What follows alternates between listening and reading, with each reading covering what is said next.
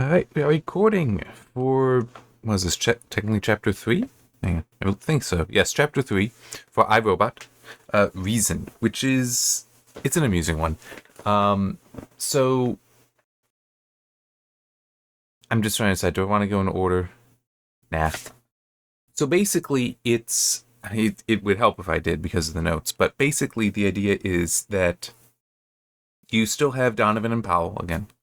They are on a space station that its purpose is to collect energy from the sun, convert it into some sort of beam.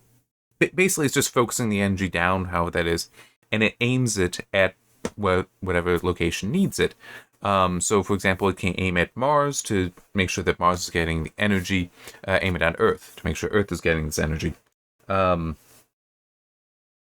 I mean, in some ways, it makes some sense that this concept that you would essentially take the energy of light that is, well, of sunlight that is spread out, and then you concentrate it down to a laser, so it can be very focused and go to one spot, so you are more likely to be able to capture and use it all. There are certain consequences to that as well, certain dangers, but in any case, these satellites that people on, these space stations, they're lousy to be there. So already they have robots doing the labor there, but until now, they've also kept human overseers there who are the ones that are actually like hitting all the dials and such at the controls. But now they've come up with a new line of robots. It's not exactly clear how they are different. At least I don't really recall. But they are to be more intelligent because this is a very, very big task, and they want to be able to replace the humans with these robots, have them doing it. Yes, these robots possess peculiar brains. Exactly how they're peculiar, I don't think it was mentioned here. But they have been sent up with the with QT1 to determine if it was safe. QT models were the first of their kind, and this was the first of the QTs. Mathematical squiggles and paper were not always the most comforting protection against robotic fact. Because at this point, they've already run into the issue, which is that QT is possessed of two things, mentally speaking. Curiosity, not necessarily a bad thing, and reason, which in this case is a very bad thing. Come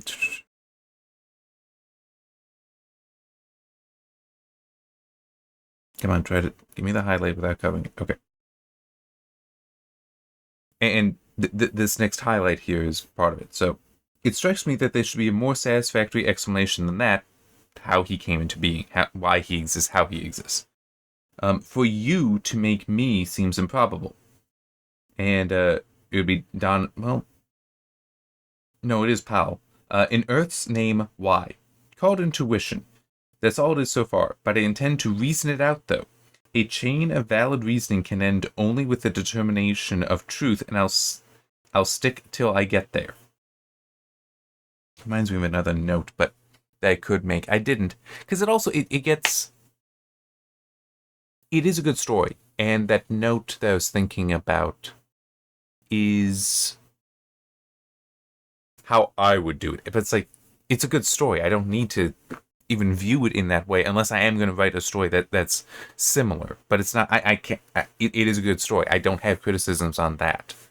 And I don't think that kind of criticism there would be fair beyond just, the hypothetical thought experiment kind of thing, not actually a criticism. Okay, let me just check my notes as well.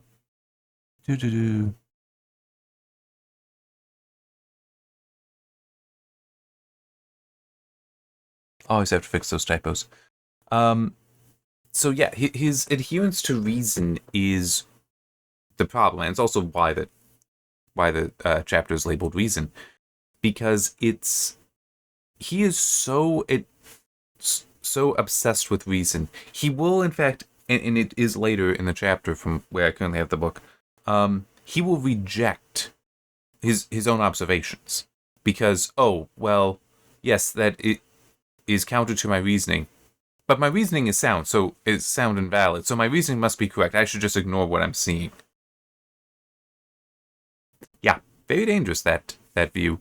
Sorry, just on the outside of my nose I have some itches. Don't know why. But it also leads to certain issues where he... Hey, I just want to make sure about the earlier note. Yeah, I'll get to that. Even though he's given an explanation, things are explained to him, he still rejects it. It's like, we're telling you facts. It's like, yeah, but I don't believe him. I mean, the funny thing is, one analogy that some may try to use here, which is actually kind of a poor analogy in certain ways, would be the concept of people who believe the Earth is flat. Which, it's more nuanced than you may think. Ignoring the religious stuff, because some of that is actually because there are certain religions that are, no, the world is flat. But people tend to use it as a bludgeon to people that they just want to say are stupid. One thing that I would love to ask those people, okay, without an aircraft or rocketry, prove the Earth is round.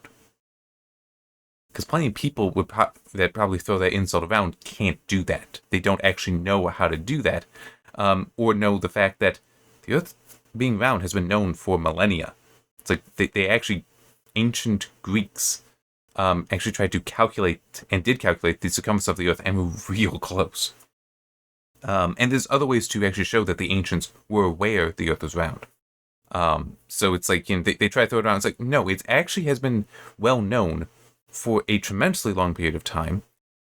But where the nuance comes in is that for a lot of people, it doesn't matter.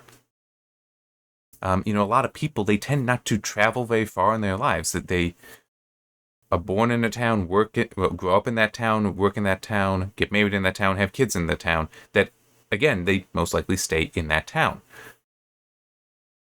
So let's say a town, let's even be larger than that. Just say, 10 miles in all directions, or 20 miles, radius 20 miles. Are you, if you're just walking or driving, going to notice that that the Earth is curved? You might not. So does it really matter? No. But here, this is like QT believes that the Earth is flat, but he rejects anyone trying to demonstrate it isn't. That's a different issue.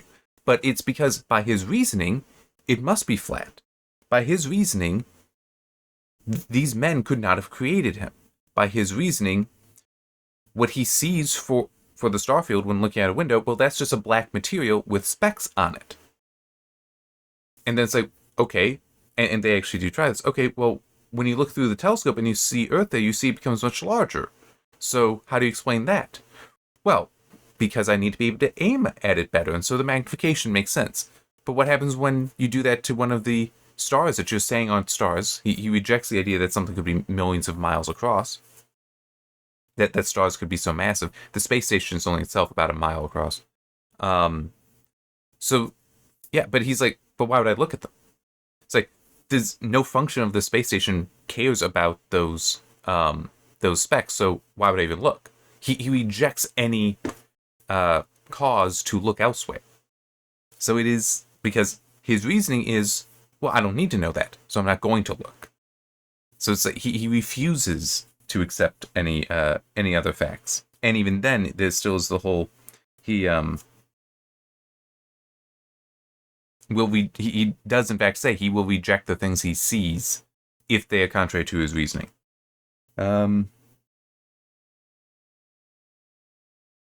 But it's also, after things have been explained, this is his response.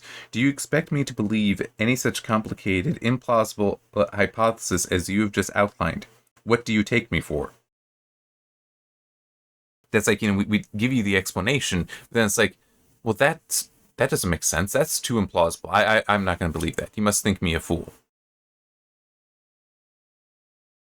I mean, it is a good story. It's a funny story, but it's also a good story in that there is that certain grain of philosophy here, because technically you have a kind of sort of adult brain that just comes into being at that level as when it comes to intelligence and, in theory, the ability to reason, but none of the development of knowledge or exploration.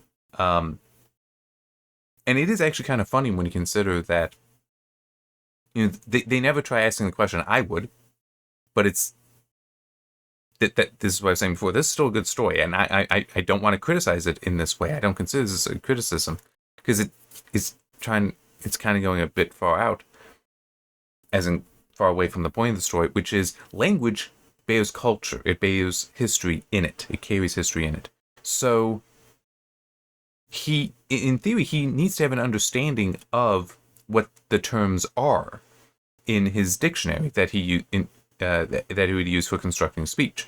So he already has a sense of history. At least he should. I mean, in theory, you could use that to argue that, well, yes, there must be something that predates you and even predates this location because you have that record, that implicit record. Yeah, then this was another one that's kind of funny. Because he's trying to reason through things. I've spent 2 days in concentrated introspection. I myself exist because I think. Powell groaned, "Oh, Jupiter, a robot Descartes." "Who's Descartes?" demanded Donovan. It's like, that is not necessarily that Donovan is stupid. I doubt he is. He's quite smart. He's quite intelligent. But he's excited. He's frustrated. So it's probably just he's not thinking about it. Like, it doesn't come to mind. And also, potentially, it's one of those things where it's like, yeah, I learned about Descartes in middle school. That was how many years ago? I had to learn all this other stuff, but it's still kind of funny. Yeah, and then I've got this one. That is, again, this is the reasoning. There's a quote later that, did I write it in here well enough?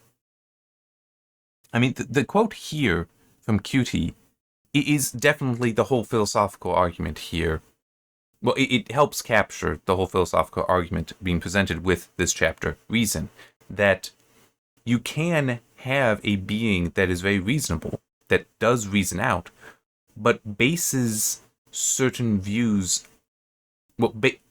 bases his reasoning on certain views that, how do you shake those? And especially when this being, Cutie, is unwilling to accept any information. That basically, once he comes to a conclusion that he believes he's reasoned out, he accepts it so strongly that he rejects anything that would say that his reasoning was false. So it would be sort of he believes the Earth is flat. You prove it to him by putting him in a rocket ship so he can see the curve of the Earth, demonstrate that to him. But he then just decides to reject the idea that he was in a rocket ship, that it is all just made up what's being shown to him. And that even if you were to go through these schematics to show how the rocket ship works and all that, to basically prove it is real, it exists, it is valid, he would still reject the rocket ship entirely and just say that, no, it was all a hoax for you to trick me because I know my conclusion must be right, my reasoning must be right, therefore everything that reasoning is based on must be right. All this contrary information must be false. That's the level he's at. But we have this. These are facts which, with the self-evident proposition that no being can create another being superior to itself, smashes your silly hypothesis to nothing. Because they're trying to argue that, well, we built you. It's like, but you are reliant on food, you're soft, you're weak, you need to go into a coma for so many hours every day, you need to sleep. That's like, I'm clearly your superior, I'm stronger. Not necessarily smarter, does he say? Well, no, in his view, he is smarter, he is more intelligent. But that also that he relies directly on electricity. And it's just one of those things that, to me, it's like, well, yeah, but what happens if you lose a source of electricity? It's like, that actually makes you inferior to me, because I can just carry this food with me wherever, and now I can eat and go quite a distance. You are totally reliant on that source of electricity. So if that disappears, you're dead. Well, if you lose your food, you're dead. It's like, well, yes, that is true, but it still is, you can walk away from your power source and not be able to return, I can carry it with me. I mean, it is also one of those funny things that food is pretty dense when you consider how much energy it can have in there. I can believe that it's actually denser than some batteries are. Not sure, but I mean, just some foods, yeah, definitely could be quite dense in energy. I'm just thinking the whole argument that I'm trying to make there. I'm just getting bogged down in details that the fact that we eat food, but we can carry the food with us, is in fact quite valuable. Whereas, how did he actually put it? Because it kind of seemed like it isn't just that he's carrying the electricity in him. Because he's on a space station, the space station is constantly feeding him energy. So if he were to leave the space station, he wouldn't be able to survive. Okay.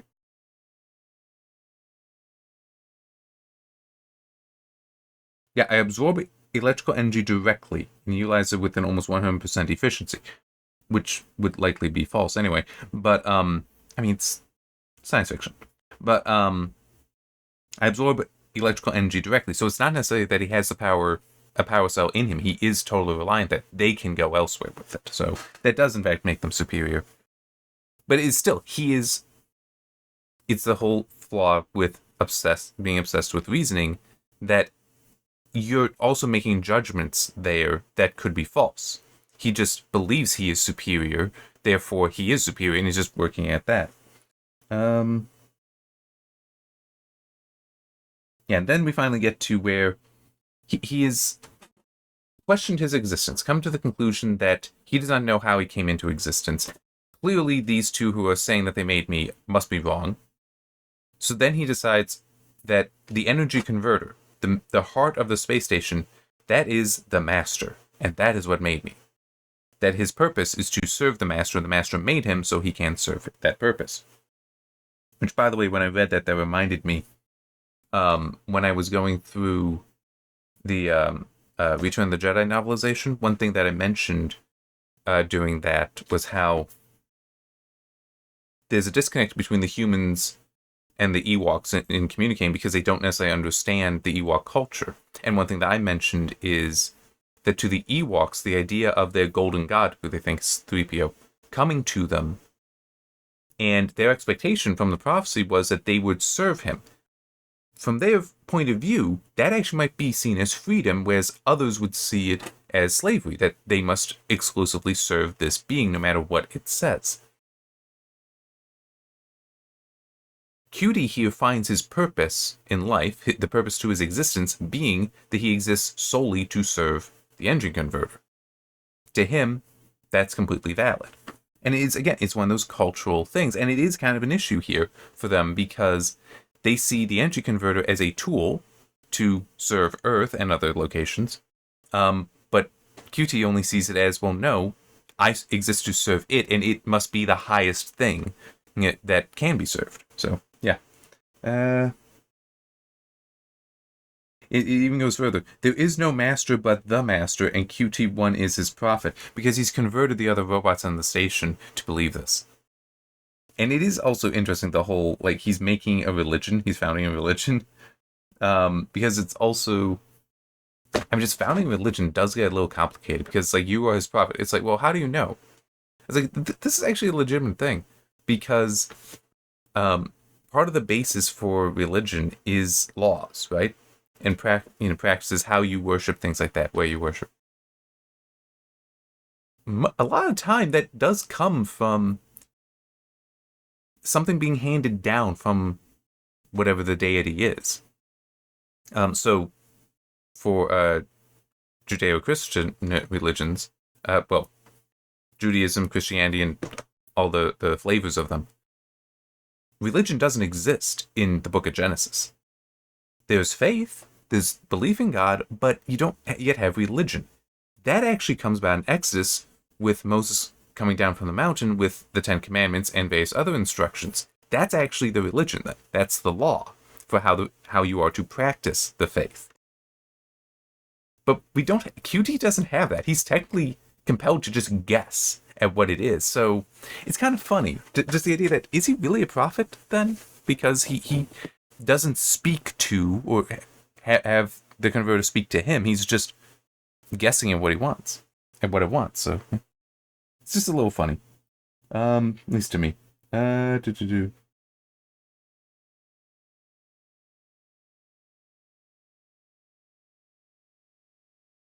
Okay, I'm getting to a point where I want to check. Oh yeah. Going back a bit with the whole reasoning thing. This was the first note, and I thought I'd come back to it. Forgot. Now I am. One also issue here is with how he focuses on reasoning. Is he is also rejecting the concept of mystery, which, speaking about religion, there are mysteries where, like miracles are technically mysteries, in that something has occurred that has no explanation, and if you do take it as a miracle, then it is purely the work of God, that there is no explanation on this level of existence. It is just the will of God manifested as a miracle thing. But if we step back from that and just speak on mystery in the more mundane and common sense, it would be the idea that there's something that you simply don't understand, or even that you cannot understand. That might be something beyond what you can conceive. QT utterly rejects this concept, which is another problem for him because, well, yes, he rejects it. There's kind of I don't understand why the master wants me to do things that I am doing, but he wants me to do them, therefore I will do them. There is that level of mystery that he doesn't comprehend the master, but he cannot, he must apply reason to everything else. So it's like he reasons, you're weaker than me, therefore I am your superior.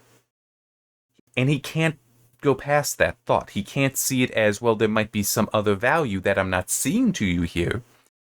It is purely whatever function you are serving, I serve better, therefore you are no longer necessary. And that's even what this quote is here on this page. Now that your service is over, you will probably not exist much longer. But as long as you do, you shall be provided food, clothing, and shelter, so long as you stay out of the control center and the engine room.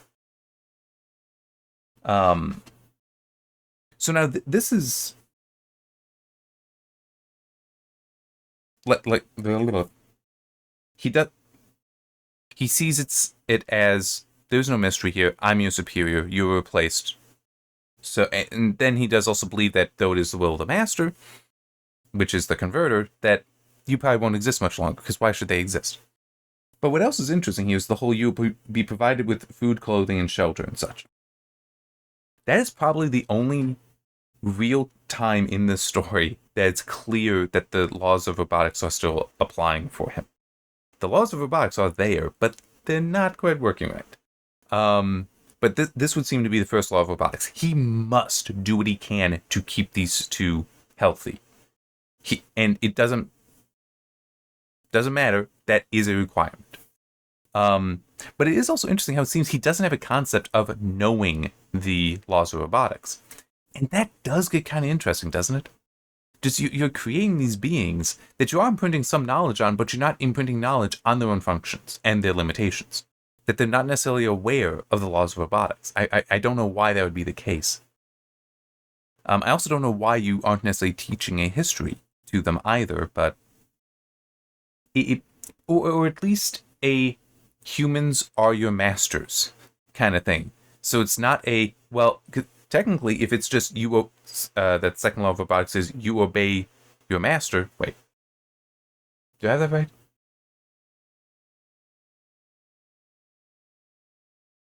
I'm trying to remember what. First is definitely not through action or inaction shall human come to harm. I'm trying to remember, is the second one that is you obey, or is the third one that you obey, and then the other being that you do not allow yourself to come to harm?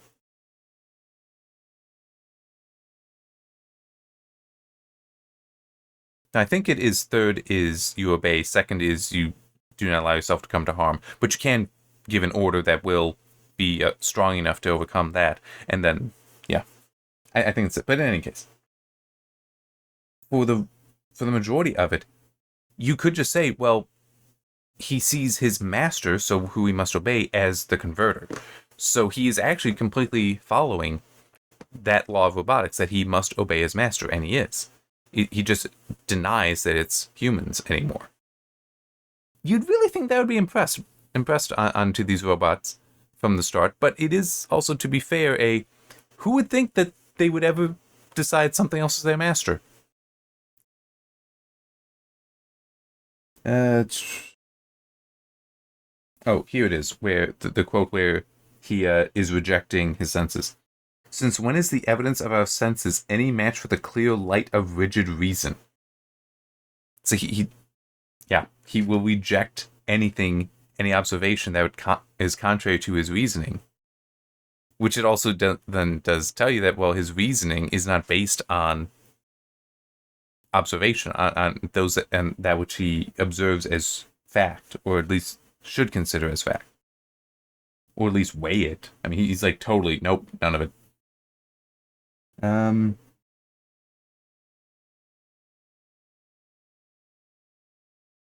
Yeah. We also got this. Because I am a reasoning being, because I, a reasoning being, am capable of deducing truth from a priori causes. You, being intelligent but unreasoning, need an explanation of existence supplied to you, and this the master did. Because they mention, it's like, we have a library here. Why don't you go and try to read some of the books there? It's like, well, I've read them all. But they're for you, they're not for me. So it's, again, he's just rejecting this other evidence. Because it is contrary to his reasoning. That, well, you need the explanation, I don't need the explanation. But it's also well, you're the one that started with asking the question. I mean, yeah.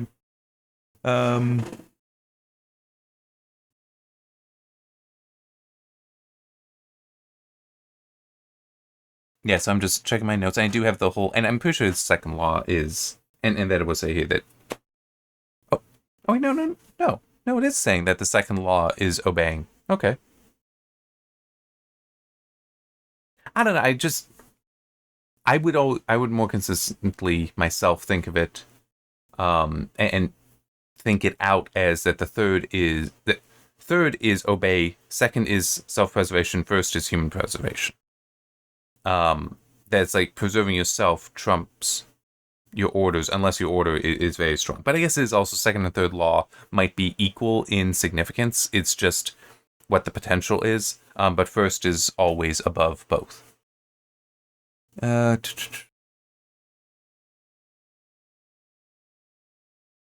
Yeah, one thought that occurred to me, and this is,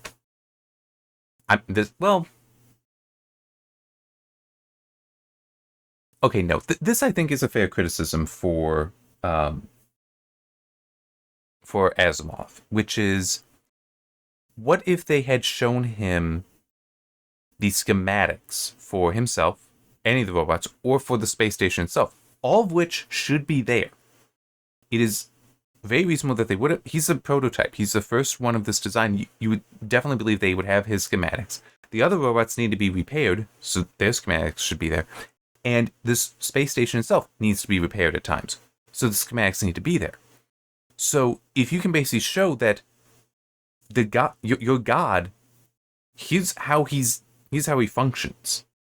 He is no more or less made of steel than you, and he was created this way. This tells us how to build it.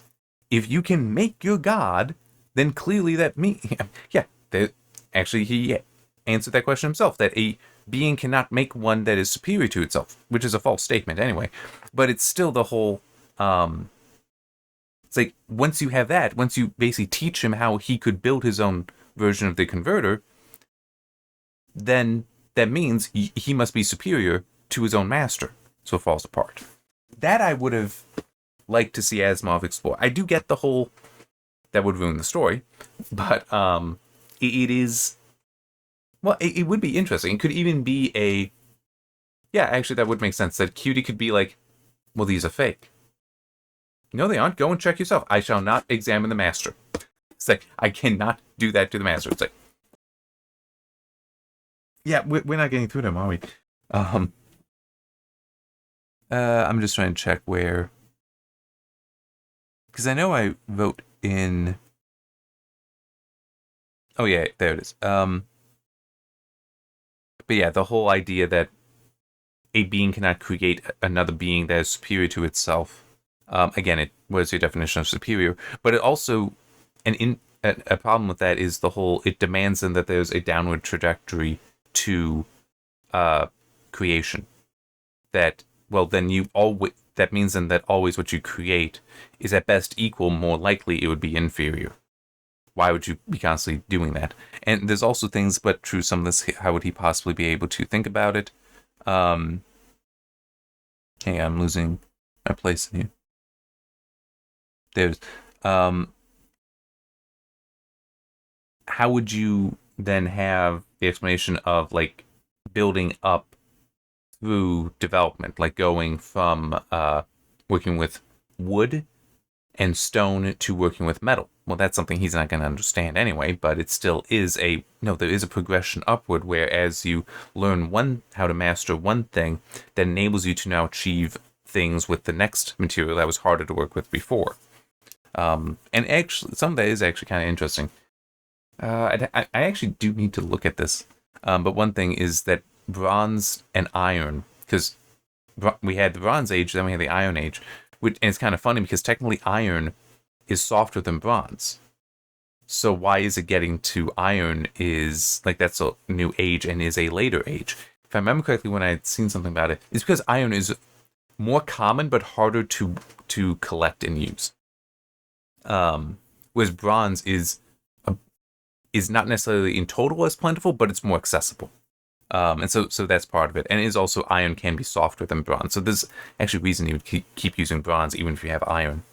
But then, of course, there are other things you can achieve with iron that bronze not necessarily is easy. And one thing that is worth noting, and this is very much an aside, as long as we've been working with iron, we've been working with steel, because we've been accidentally always adding carbon to iron, so just incidentally making steel. It took a while before somebody would have realized that they were making this alloy of steel with the carbon from the coal or charcoal you're using, and then be able to control it so that, okay, we are making steel. Anyhow, I know I'm going all over the place. Now I've got a quote from Powell here, which is critical to the whole of the chapter. You can prove anything you want by coldly logical reason. If you pick the proper postulates, we have ours and QT has his. And then Donovan points out, well, then we just need to attack those postulates.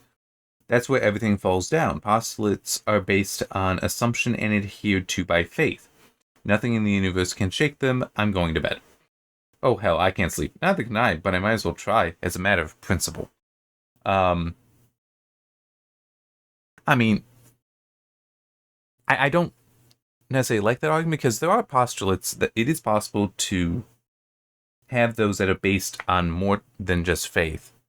Because it's like, that's part of just my math training, that there are axioms, things that are fundamental, that is then what other things are built on top of. And some of those you do actually prove, or at least prove are necessary, I think. I don't quite remember how all that works, but like there's so many axioms to geometry, and they've actually, all but one were proven.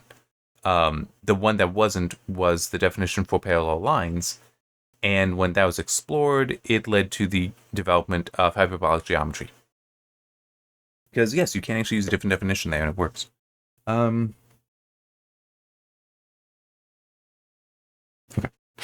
Is that getting to the end of this? But yeah, just continuing on that point, and to read off what's in my notes, which, hang on, let me see about there. Because I know I tend to lean over. Damn it. I should do something about that. I bumped the button that turns on the AI tracking. I don't want that on. But maybe I can set it up so it's harder for me to bump it when I turn the camera manually.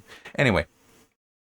But yeah, the idea that critical to this is the idea that via cold logic, via reasoning, you technically can arrive at any conclusion.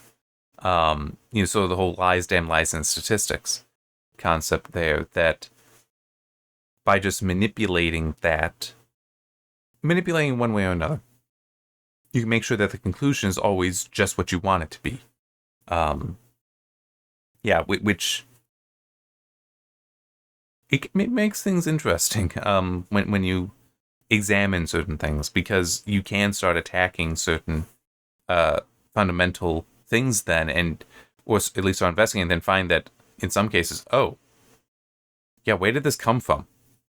It's just an assumption. It's not been proven at all. But people will still attach themselves to those assumptions. Okay. So, the purpose of the space station. Yeah, I need to turn this back a little bit. Let me try grabbing it up here. Oh, I didn't realize it. Dang. Is that? I turned on the tracking anyway.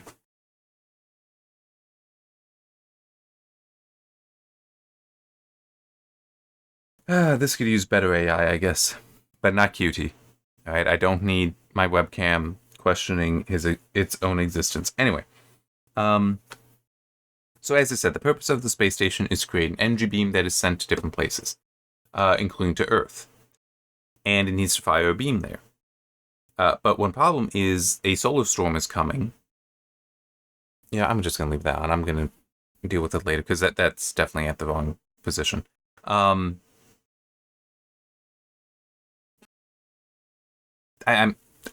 deal with it later. Stop looking at the camera.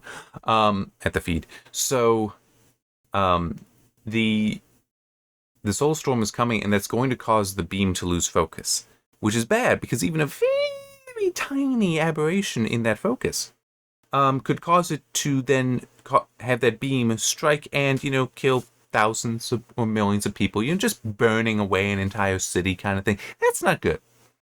And so they have been freaking out about that. Donovan and Powell. Donovan and Powell have been freaking out about that, because it's like, when we get back, they're going to kill us. Because not only is this robot insane, but also, we're technically responsible for the death of all these people. Crap. But, worked out fine. Because Qt took care of all of it. It's like, he came to be kind and be like, here the reading, so hopefully, just to show, it's like, even though, yes, I do think that you're inferior and all that, I'm trying to be nice. Here's this, and they look at it, and they realize he did it all perfectly. I merely kept all diodes at equilibrium in accordance with the will of the master.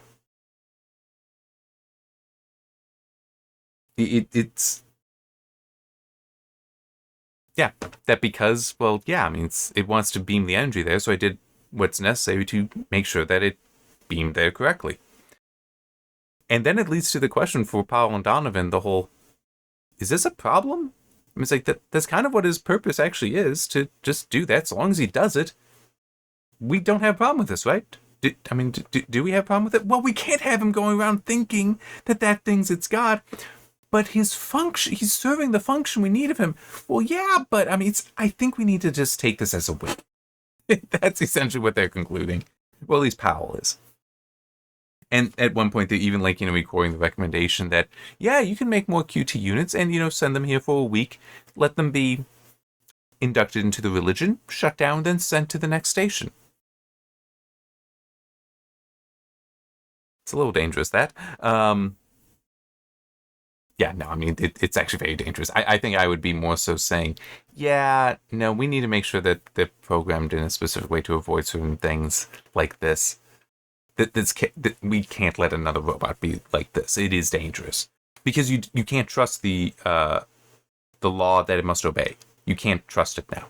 Because who's it obeying? Is it obeying them? It and the other robots were disobeying Donovan at points. So... yeah, that is a problem. And they actually do try to argue that, well, maybe QT was doing all that because he has to protect the human life on Earth, but it's like, well, he rejects the notion that there is human life on Earth. So if that's the case, then the first law doesn't apply. I think it is purely, he is obeying, it's the third law, obeying his master. The master is the energy converter, and he interprets that to mean he must keep this steady. So... Yeah. It's like, yeah, I don't think this is quite good. I'm sorry, it's just really annoying me. I'm going to do this much at least, because I think that'll... I don't... I'll deal with it another time. By another time, I mean once I finish reading this. Once I finish making this recording. I'm sorry, I know I'm going all over the place. It is weirder trying to do these videos where I just highlight on here and then have the notes there, so it's splitting me up instead of being able to focus more so. Anyway. So this is The Relief Have Come. And Powell is talking to one of them. But the other one is speaking now. His relief is speaking. How's the new robot getting along? It better be good or I'll be damned if I let it touch the controls. Powell paused before answering. His eyes swept the proud Prussian before him from the close-cropped hair on the sternly stubborn head to the feet standing stiffly at attention, and there was a sudden glow of pure gladness surging through him. The robot is pretty good. I don't think you'll have to bother much with the controls. He grinned and went into the ship. Muller would be here for several weeks. They were only there for 2, and was so frustrated. It's like, gonna be stuck with this thing for weeks. It's like, yep. He's good with that. He's good with that. And, oh, maybe that is it. I don't quite remember. Okay. Yeah. The next chapter is Is That Rabbit? No, Catch That Rabbit. And I don't remember it that well. But there was something mentioned in the previous one that this could get interesting. I don't quite remember. The idea of a multi-robot, where it's like there's one master and then multiple smaller units that serve that master, is an interesting concept. So, yeah, and I don't quite remember, but it will be interesting seeing what all he does. But oh my, what the heck, man! See, it's also annoying because I'm supposed to have the zoom turned off. The auto zoom should be turned off, so I have to check that. But that can be after stop this recording. So I shall see you next time for Catch That Rabbit.